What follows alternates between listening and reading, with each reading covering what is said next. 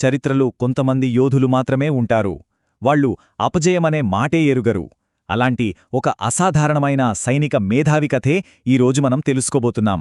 100కి పైగా యుద్ధాలు చేసి ఒక్కటంటే ఒక్కదాంట్లో కూడా ఓడిపోని ఆ యోధుడు ఖాలిద్ ఇబ్న్ అల్ వలీద్. ఇది కేవలం మాటలు కాదు, చారిత్రక సత్యం. ఆలోచించండి, ప్రపంచ చరిత్రలో అపజయం ఎరుగని అతి కొద్దిమంది సేనాధిపతుల్లో ఖాలిద్ ఇబ్న్ అల్ వలీద్ ఒకరు. ఆయన వ్యూహరచన ఎంత అద్భుతంగా ఉండేదో చెప్పడానికి ఇంతకన్నా పెద్ద నిదర్శనం ఏముంటుంది? కానీ ఇక్కడే అసలు ట్విస్టుంది. ఈ అజేయ యోధుడు ఒకానొకప్పుడు ఇస్లాంకు బద్ధశత్రువు. మరి అలాంటి వ్యక్తి చరిత్ర గతిని మార్చేసిన దేవుని ఖడ్గంగా ఎలా మారగలిగాడు? ఈ అద్భుతమైన మార్పు వెనుకున్న కథేంటి? తెలుసుకుందాం. సరే, ఈ కథను మొదటినుంచి చూద్దాం. ఇస్లాంను స్వీకరించకముందు ఖాలిద్ ఎవరు? మక్కా రాకుమారుడుగా, తిరిగిలేని సైనిక వ్యూహకర్తగా ఆయన ఎలా ఎదిగారో చూద్దాం. చెప్పాలంటే ఖాలిద్ పుట్టుకతోనే ఒక యోధుడు. ఆయన తండ్రి మక్కాలోనే అత్యంత సంపన్నుడు. వాళ్ల బనూ మఖ్జూమ్ తెగ చాలా శక్తివంతమైనది. మక్కా యొక్క యుద్ధ వ్యవహారాలన్నీ వాళ్ల చేతుల్లోనే ఉండేవి. ఆ వాతావరణంలో పెరగడం వల్ల చిన్నప్పట్నుంచే ఖాలిద్ గుర్రపు స్వారీలో, యుద్ధ విద్యల్లో ఆరితేరిపోయాడు. కాని బదుర్ యుద్ధం జరిగింది. ఆ యుద్ధంలో ముస్లింలు సాధించిన ఊహించని విజయం ఖాలిద్ జీవితాన్ని తలక్రిందులు చేసింది. అది కేవలం ఒక సైనిక ఓటమి కాదు, అది వ్యక్తిగత నష్టం. ఆ ఒక్క యుద్ధంలో తన బంధువుల్లో ఏకంగా 25 మంది చనిపోయారు. దాంతో ఖాలిద్ లోపల ప్రతీకార జ్వాల రగిలింది. ఆ ప్రతీకారం తీర్చుకునే సమయం ఉహుద్ యుద్ధం రూపంలో రానే వచ్చింది. ఈసారి మక్కా సైన్యం చాలా పకడ్బందీగా ఉంది. యుద్ధం మొదలవగానే ముస్లింలు పైచే సాధించారు. వాళ్ల దాటికి మక్కా సైన్యం వెనక్కి తగ్గడం కూడా మొదలైంది. గెలుపు ముస్లింలదే అని అందరూ అనుకున్నారు. ఇక్కడ ప్రవక్త ముహమ్మద్ వ్యూహం చాలా కీలకం. యుద్ధ ఫలితాన్ని మార్చగల ఒక వ్యూహాత్మక కొండపై 50 మంది విలుకాండ్రులను పెట్టారు. వాళ్లకు ఒకటే ఆజ్ఞ: మనం గెలిచినా, ఓడినా, ఏది జరిగినా సరే ఈ స్థానం విడిచిపెట్టవద్దు. కాని శత్రువులు పారిపోతున్నారని భ్రమపడిన చాలామంది విలుకాండ్రులు ఆజ్ఞను మీరి సంపద కోసం కొండ దిగేశారు. అదొక పెద్ద తప్పు. గొప్ప సేనాధిపతి అంటే శత్రువు చేసే చిన్న తప్పును కూడా అవకాశంగా మార్చుకునేవాడు. విలుకాండ్రులు తమ స్థానాన్ని వదిలేయడం ఖాలిద్ కంటపడింది.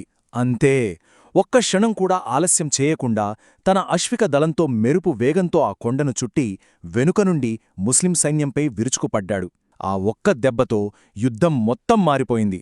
గెలవాల్సిన ముస్లింలు ఓడిపోయారు.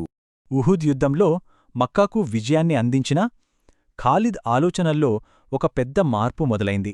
ఇస్లాం పట్ల ఉన్న వ్యతిరేకత నెమ్మదిగా గౌరవంగా ఎలా మారింది? చివరికి ఏ సంఘటనలు అతన్ని ఇస్లాం వైపు నడిపించాయో ఇప్పుడు చూద్దాం. ఉహుద్ విజయం తర్వాత మక్కాలో అతనొక హీరో. కాని హుదైబియా ఒప్పందం దగ్గర ప్రవక్త ముహమ్మద్ కత్తి పట్టుకుండానే కేవలం వ్యూహంతో తనని ఎలా చిత్తు చేశారో చూసి ఖాలిద్ ఆశ్చర్యపోయాడు. అదే సమయంలో అప్పటికే ముస్లిమైన తన సోదరుడు మదీనా నుంచి ప్రేమగా ఉత్తరాలు రాసేవాడు. అన్నింటికన్నా ముఖ్యంగా ప్రవక్త తన గురించి అడిగి, ఖాలిద్ లాంటి మేధావి ఇంకా ఇస్లాం సత్యాన్ని గ్రహించలేకపోవడం ఆశ్చర్యంగా ఉంది అని అన్నమాట అతని గుండెను తాకింది. ఇక ఖాలిద్ ఒక పెద్ద సందిగ్ధంలో పడ్డాడు. ఒకవైపు తన తెగ, తన పూర్వీకుల సంప్రదాయాలు, మక్కాలో తనుకున్న గౌరవం. మరోవైపు ప్రవక్త ముహమ్మద్ మేధస్సు, ఆయన క్షమాగుణం, ఇస్లాం బోధనల్లోని నిజాయితీ. ఈ రెండింటి మధ్య నలిగిపోయాడు. చివరికి అతని మనస్సాక్షి సత్యం వైపే మొగ్గు చూపింది. ఇస్లాంను స్వీకరించిన తర్వాత ఖాలిద్ జీవితం పూర్తిగా మారిపోయింది. నిన్నటి శత్రువులు నేటి మిత్రులయ్యారు. ఇప్పుడు ఒక ముస్లిం సైనికుడిగా తన విధేయతకు అసలైన పరీక్ష ఎదురైంది. ఈ పరీక్షే అతనికి అల్లా యొక్క ఖడ్గం అనే బిరుదును ఎలా తెచ్చిపెట్టిందో చూద్దాం. ఇస్లాంలో చేరిన కొద్ది రోజులకే ముతా యుద్ధం వచ్చింది. అప్పటి ప్రపంచ సూపర్ పవర్ అయిన బైజాంటైన్ రోమన్ సామ్రాజ్యంతో యుద్ధం. ఆ యుద్ధానికి వెళ్లిన ముస్లిం సైన్యంలో ఖాలిద్ ఒక కమాండర్ కాదు, కేవలం ఒక సాధారణ సైనికుడు. ఒక్కసారి ఆ బలాబలాలు చూడండి. ఒకవైపు కేవలం 3000 మంది ముస్లిం సైనికులు, మరోవైపు ఏకంగా 2 లక్షల మందితో ఉన్న బైజాంటైన్ సైన్యం. గెలవడం అటుంచి ప్రాణాలతో బయటపడటమే గొప్ప విషయం. యుద్ధం మొదలైంది. పరిస్థితి చాలా భయంకరంగా ఉంది. ప్రవక్త నియమించిన 3 కమాండర్లు ఒకరి తర్వాత ఒకరు వీరమరణం పొందారు. నాయకత్వం లేక సైన్యం చెల్లాచెదురవుతోంది. ఆ నిస్సహాయ స్థితిలో సైనికులందరి కళ్ళు ఒక్కరివైపే చూశాయి. ఆయనే ఖాలిద్ ఇబ్న్ అల్ వలీద్.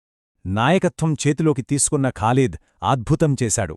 తన అసాధారణ వ్యూహంతో ఓటమి ఖాయమనుకున్న సైన్యాన్ని కాపాడి సురక్షితంగా వెనక్కి తీసుకువచ్చాడు. మదీనాలో దైవవాణి ద్వారా యుద్ధభూమిలో జరుగుతున్నదంతా తెలుసుకున్న ప్రవక్త, పతాకం ఇప్పుడు అల్లా యొక్క ఖడ్గాలలో ఒకదాని చేతిలోకి వెళ్ళింది అని ప్రకటించారు. ఆ క్షణం నుంచే ఖాలిద్ సైఫుల్లాగా, అంటే అల్లా యొక్క ఖడ్గంగా ప్రసిద్ధి చెందాడు.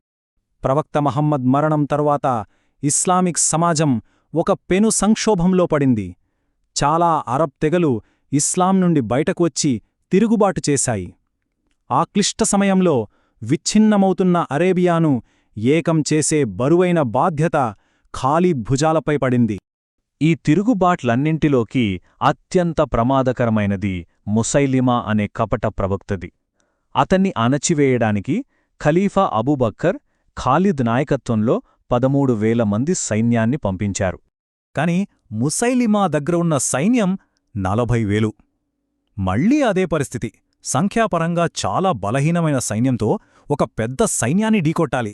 ఈ యుద్ధం ఇస్లాం యొక్క భవిష్యత్తును నిర్ణయించబోతోంది. యమామా యుద్ధం చరిత్రలోనే అత్యంత భీకరమైన యుద్ధాలలో ఒకటిగా నిలిచిపోయింది. ఒక దశలో ముస్లిం సైన్యం వెనక్కి తగ్గాల్సొచ్చింది కూడా.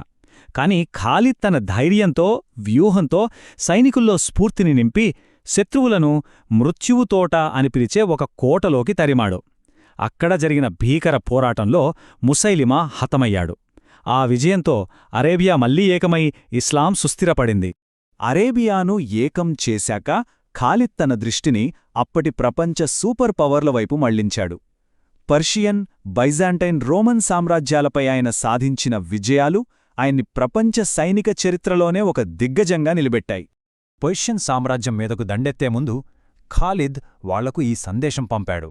ఇది కేవలం హెచ్చరిక కాదు, తన సైనికుల విశ్వాసం, వాళ్ల నిర్భయం ఎలాంటిదో చెప్పే ఒక మానసిక అస్త్రమిది. ఖాలిద్ ఇబ్న్ అల్ వలీద్ వారసత్వం నిజంగా అసాధారణమైనది. మెరుపు వేగం, శత్రువును ఊహించని విధంగా దెబ్బతీయడం, ఇవే ఆయన ఆయుధాలు. అసాధ్యమనుకున్న పరిస్థితుల్లో ప్రపంచంలోని 2 అతిపెద్ద సామ్రాజ్యాలను ఓడించి చరిత్ర సృష్టించాడు. అందుకే ఆయన యుద్ధ వ్యూహాలు ఈనాటికి ప్రపంచవ్యాప్తంగా మిలిటరీ అకాడమీలలో ఒక పాఠ్యాంశంగా ఉన్నాయి. చివరగా ఖాలిద్ జీవితం మన ముందొక ముఖ్యమైన ప్రశ్నను ఉంచుతుంది. ఒక నాయకుడి గొప్పతనం దేనిలో ఉంటుంది? వాళ్లు గెలిచిన యుద్ధాల సంఖ్యలోనా, లేక వాళ్లు జీవితాన్ని అంకితం చేయడానికి ఎంచుకున్న ఆశయంలోనా? ఇస్లాం యొక్క బద్ధశత్రువు నుంచి దాని గొప్ప రక్షకుడిగా మారిన ఆయన ప్రయాణం ఈ ప్రశ్నకు సమాధానం గురించి మనల్ని ఆలోచింపచేస్తుంది.